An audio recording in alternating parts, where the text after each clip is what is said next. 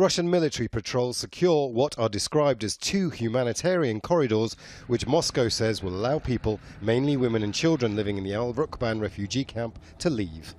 The Russians, in coordination with the Syrian government, say a 55-kilometre area has been secured for 24 hours. The clock started ticking at 9 o'clock Tuesday morning. So far, no one from the camp has used the corridor, and the Russians blame the Free Syrian Army, which are backed by the United States and which has control of the camp.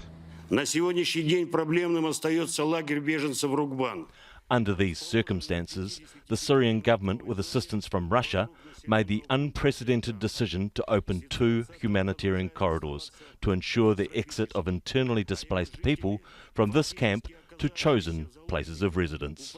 It's unclear whether the Russians and the Syrians set up the humanitarian corridors after negotiations with the Free Syrian Army to allow people from out of the camp walking the few kilometres to where the humanitarian corridors actually start, or whether they simply just set up the humanitarian corridors on their own.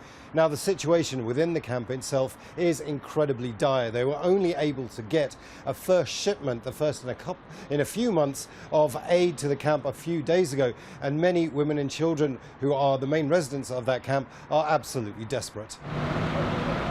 Meanwhile, in southeastern Syria, fighting continues in the last ISIL-held village of al-Baghuz. The Syrian Democratic Forces, the Kurdish-led troops backed by the US, have surrounded the village, most of which has been reduced to rubble.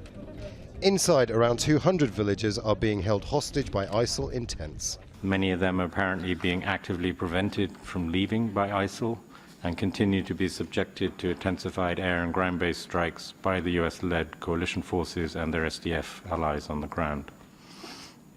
As the High Commissioner puts it, and I quote, "Civilians continue to be used as pawns by the various parties," and she calls on them to provide safe passage to those who wish to flee, while those who wish to remain must also be protected as much as possible.